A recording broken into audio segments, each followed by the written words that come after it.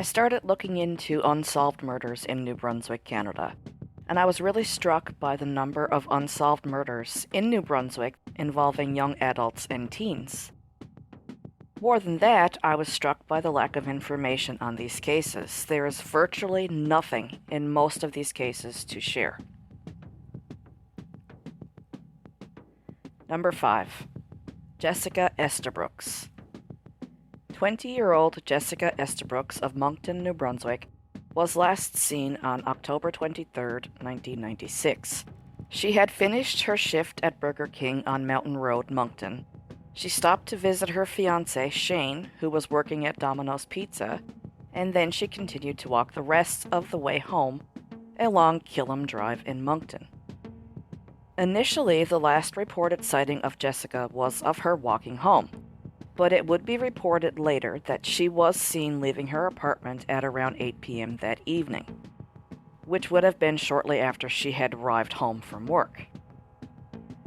It is not reported if she was seen leaving the apartment alone or with somebody, if she was seen leaving and walking, or if she got into a car with someone else. It's just reported that she was seen leaving her apartment at around 8 p.m. When Shane got home later that evening from work, there was no sign of Jessica. 2 months later, on October 21, 1996, partial remains were found along the banks of the Petit Kodiak River near Beaumont, New Brunswick. A human skull and lower jawbone were discovered and were later positively identified as those of Jessica Estabrooks. A forensic autopsy reported that her death was due to a criminal act, but the cause of Jessica's death has never been released. Jessica and Shane were both from Dorchester in New Brunswick. The young couple had recently moved to Moncton, New Brunswick from Dorchester. Now, Moncton is about a 30-minute drive from Dorchester and is the largest urban center in New Brunswick, and is situated on the Petit Kodiak River Valley. Moncton now is a far cry from a large city by any means, but for someone who grew up in a small rural village like Jessica, Moncton was considered huge for her. The couple were high school sweethearts and were just starting out in life. They had gotten engaged the previous Christmas, they were renting an apartment together, and both of them had recently just gotten jobs, and they were just working on building a life together. Reportedly, Jessica's family have said they believe someone Jessica knew and trusted showed up at her apartment.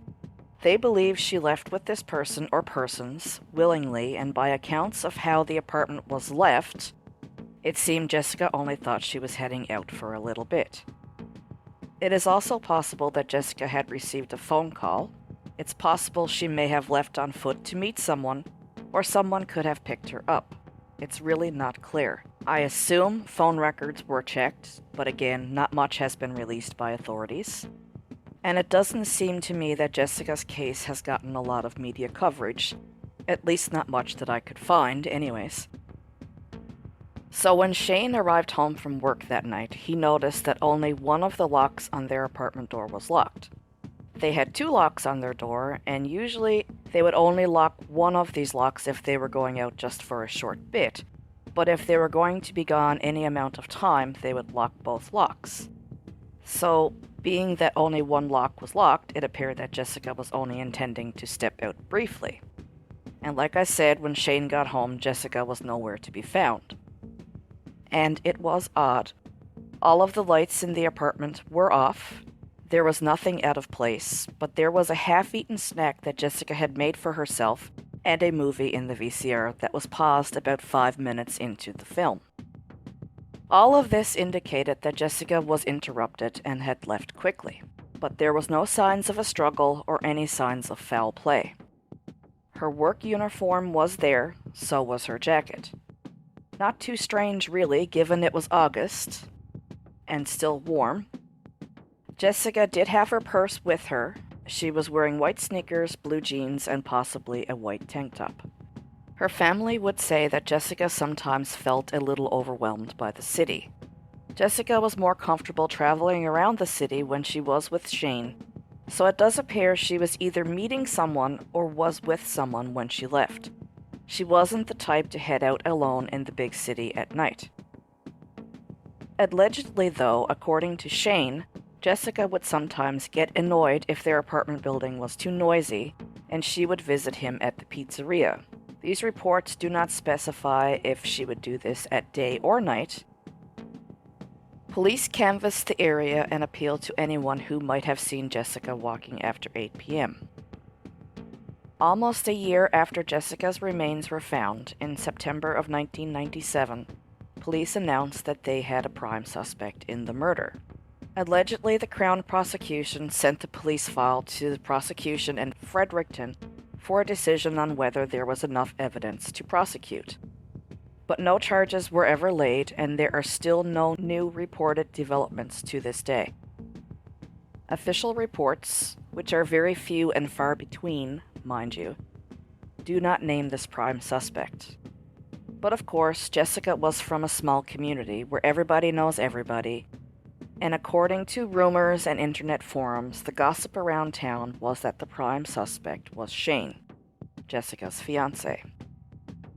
Rumor has it Shane and some of his friends were involved, but this has never been proven. And allegedly, Shane was arrested and released about a year after Jessica's death. Like so many small-town murders, it baffles the mind that nobody knows what happened. I don't believe that. Somebody knows, but for whatever reason, they haven't come forward. In 2000, CBC News reported that Moncton police were putting the unsolved homicide case in new hands. But I could not find if there have been any new developments since. When Jessica first went missing, police speculated that she may have left voluntarily. But her family have said there was no way she would have done something like that. And obviously, when Jessica's remains turned up, police knew her death was due to foul play. The strange thing about where Jessica's remains were found is that it is very close to Dorchester, her hometown. Reportedly, the area where the remains were found was searched by police, but nothing was found. Number 4. Martial LeBlanc and Marcel Cormier. Friday, November 12, 1993, 14-year-old Martial LeBlanc and 17-year-old Marcel Cormier were out parking, like most teens do on a Friday night. It is unclear what happened, but Marcel was found Monday morning, November 15, 1993, dead from a gunshot wound in his father's truck. He was shot to death in the woods near Saint Antoine in eastern New Brunswick. Marcia was nowhere to be found. She had been abducted. It is believed that Marcel had been shot on the Friday night, but nobody knows for sure what really happened. A search of the area where Marcel was found revealed nothing. Almost a year later, a hunter found Marcia's remains in October of 1994, just 2 kilometers from where Marcel's body was found shot in his father's truck. At the scene, police found a sneaker, some bones, and some teeth. Police confirmed these were the remains of Marcia. Roger LeBlanc, who is no relation to Martial LeBlanc, by the way, was 34 at the time of the murders, and he was named by police as a person of interest. It's never really been clear why Roger was named as a person of interest.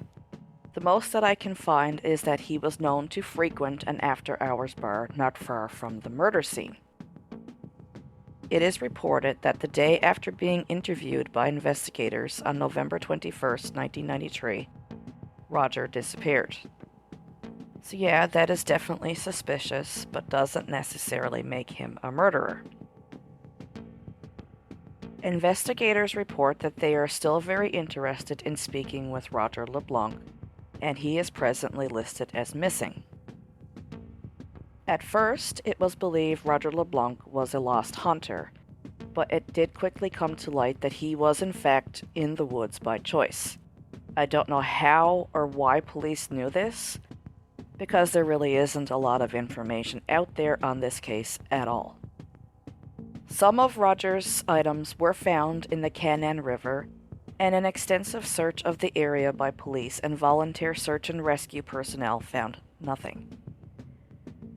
It is believed that Roger may be deceased. He was known to spend a lot of his time hunting in the area, and investigators have been asking the public to pay attention during hunting season for anything which appears unusual, such as Roger LeBlanc's remains, which could be discovered if in fact he is deceased.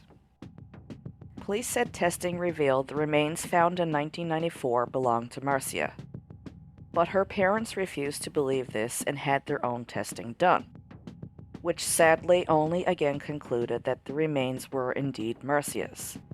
Despite this, the family still questions whether these remains were really Marcia's because the DNA match was only a close match, not a definite match. Both Marcia and Marcel had grew up in a small Acadian French town, Notre Dame, New Brunswick, which is approximately 30 minutes from Moncton, and they were both described as good kids. Marcia's parents described the teens as, quote, "She was good at baseball, he played hockey. They were normal kids growing up in a close-knit community," unquote. Oscar LeBlanc, Marcia's father, finds it hard to believe that there are still no answers. Quote, "For such a small community, people must know what happened," unquote.